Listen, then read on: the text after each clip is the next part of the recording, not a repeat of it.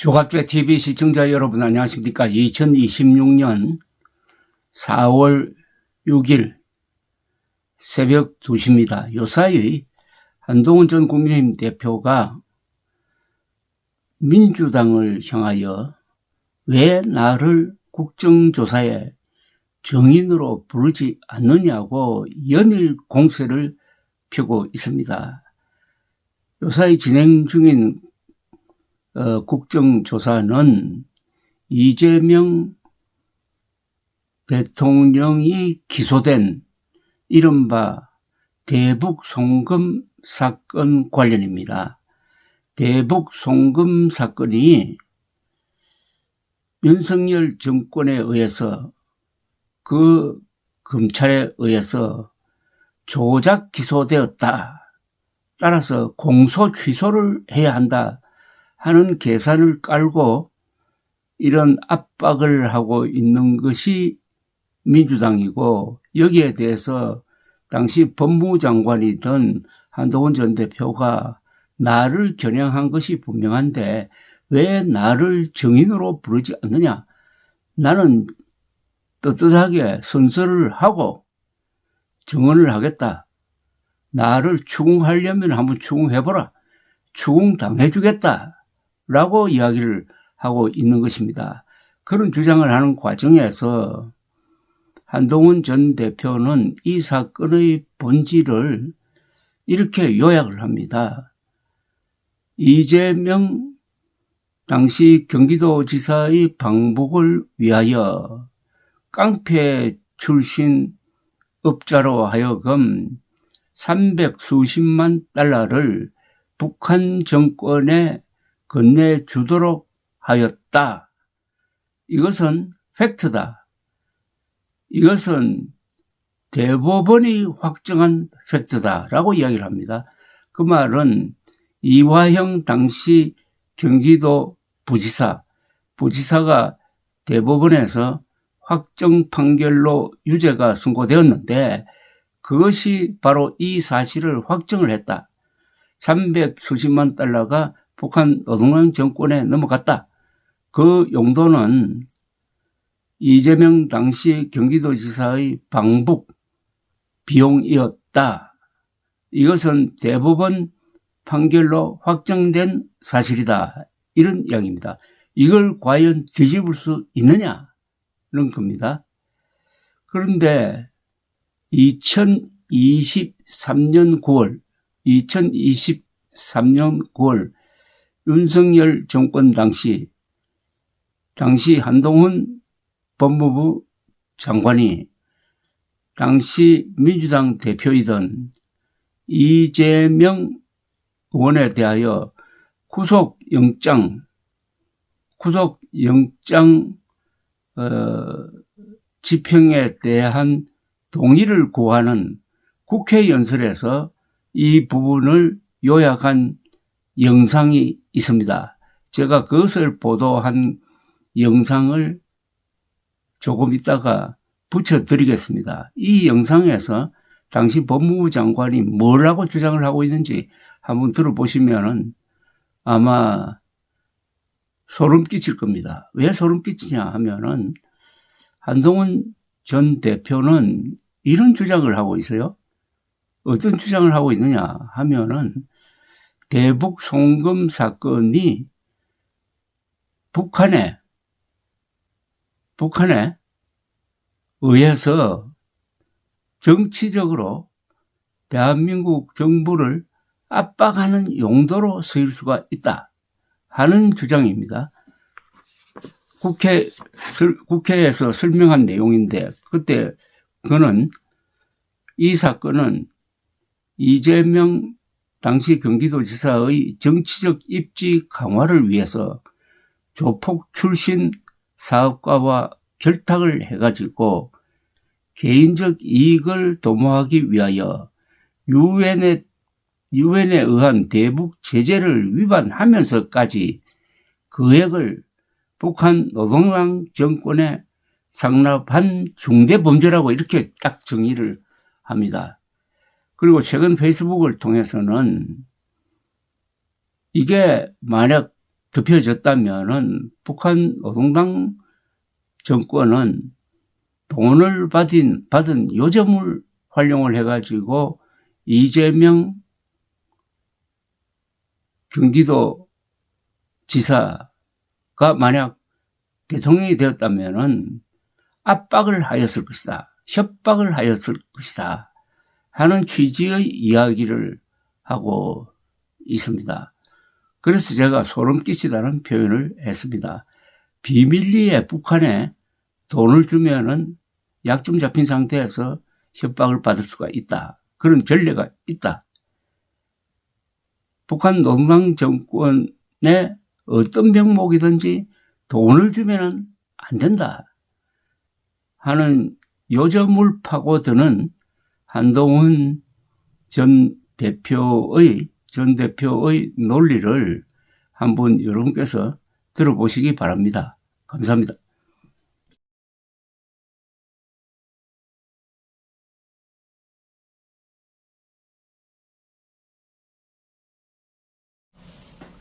조갑제 TV 시청자 여러분 안녕하십니까. 2023년 9월 21일 오후 6시 30분입니다. 오늘 국회에서 이재명 더불어민주당 대표 체포 동의안이 가결되었습니다. 아슬아슬하게 가결되었습니다. 과반수가 넘어야 되는데 재석 의원 과반수가 넘어야 되는데 그 과반수는 148표였습니다.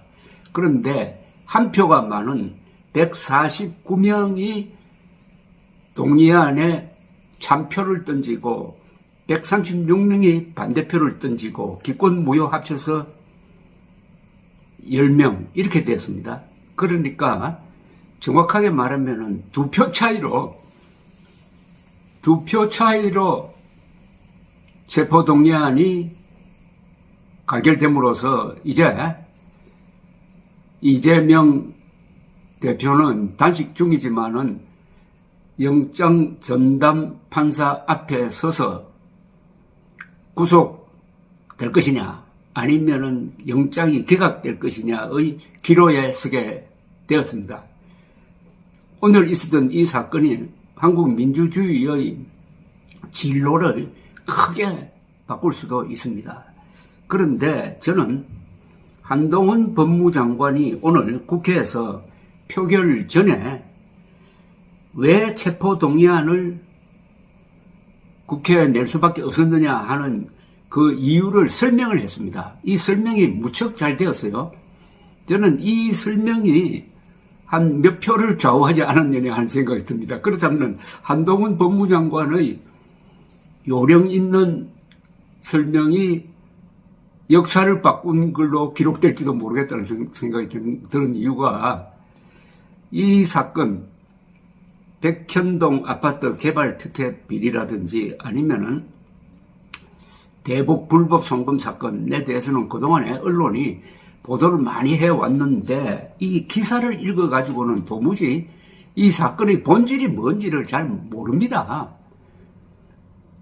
그러니까 숲을 봐야 되는데 기자들은 그 나무를 열심히 그립니다. 나무를 아무리 열심히 그려도 전체 모습이 드러나지 않으면 우리 국민들은 뭐가 뭔지 모른다는 이야기가 되죠. 그런데 한동훈 법무장관은 오늘 이 사건의 본질, 이 사건의 숲을 그렸습니다.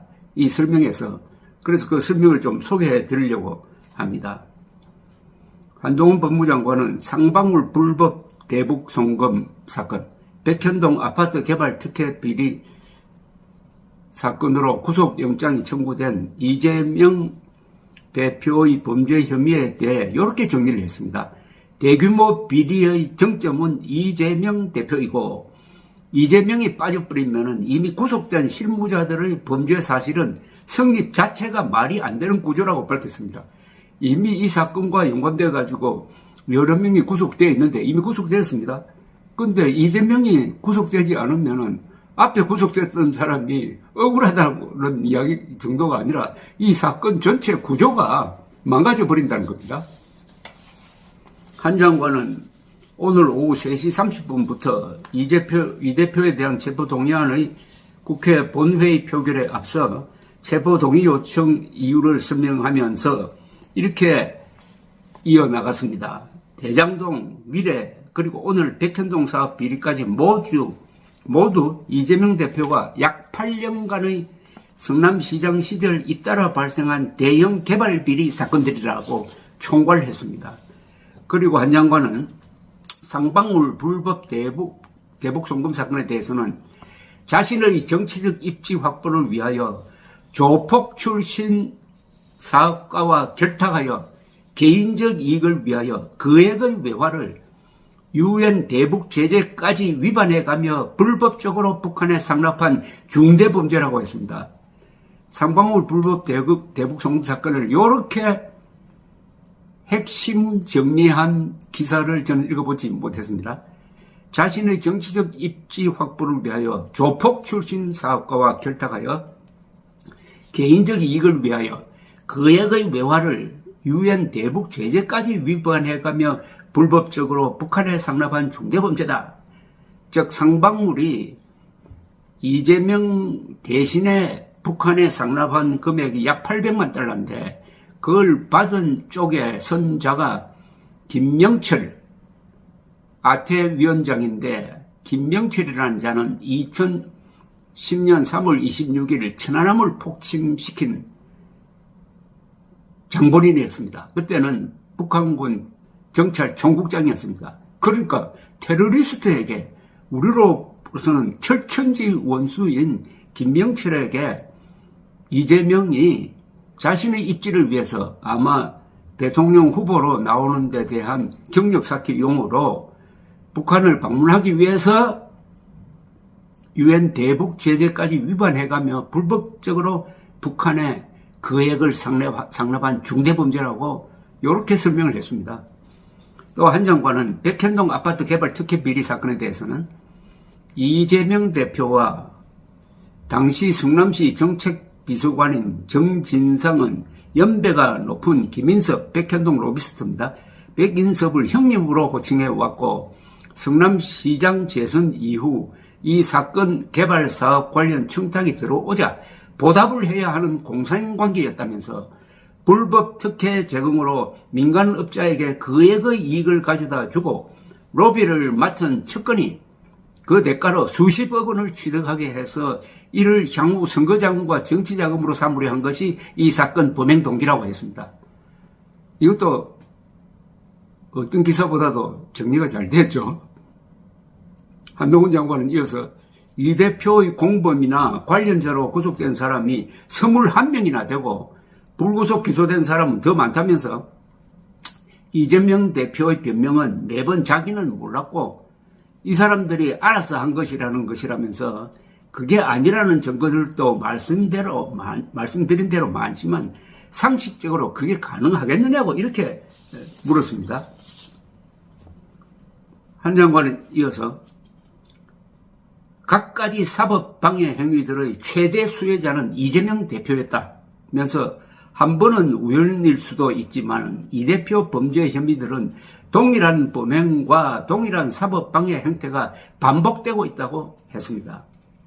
이어서 국민들께서 이 대표와 관련된 각종 사건에서 이렇게 민주법치국가에서 상상하기 어려운 초유의 방식으로 증거가 인멸 조작되는 상황을 실시간으로 목격하고 있다고 했습니다.